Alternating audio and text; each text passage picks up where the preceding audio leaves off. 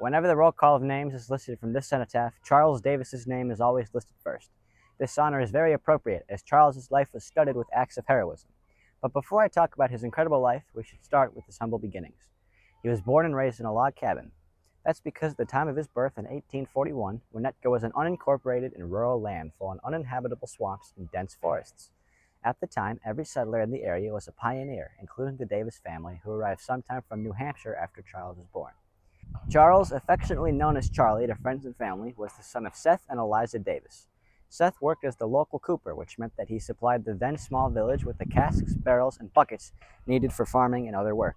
When Charles was 19 years old, he became a local hero when he, along with several other Winnetkins, helped save and care for survivors of the wreck of the Lady Elgin on September 8, 1860. Jared Gage, a founding father of Winnetka, wrote the Chicago Tribune the following days after the disaster to personally thank some of the rescuers, Charles included, who were at the scene that day. An excerpt of the letter is as follows. I have not seen in any accounts of the wreck the names of some who, to my knowledge, did brave and noble service, and were engaged in the work of rescue from first to last. It is due that their bravery and self-sacrifice should be recorded. Charles's heroism was displayed yet again less than a year later when the Civil War broke out.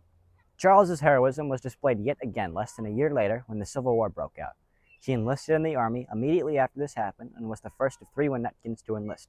He was also the first to die in the conflict out of anyone in the area, being killed in action sometime in 1861. Due to his short tenure in the war and his lack of known military experience, it is assumed that he served as a private when he was killed. Nobody really knows how Charles died, as there aren't any officially known records that provide the answer. A neighbor and family friend of the Davis family claimed that Charles was imprisoned as a POW at the notoriously horrific Libby prison in Richmond, Virginia, and died there. The most common assumption was that he was killed in action. Not much else could be found on the Davis family after the death of their son, but his legacy lives on as the first Winnetkin to answer the call of duty that so many after him followed. The Davis family home was demolished in the early 1990s, and the land was used for the construction of apartments a few years later.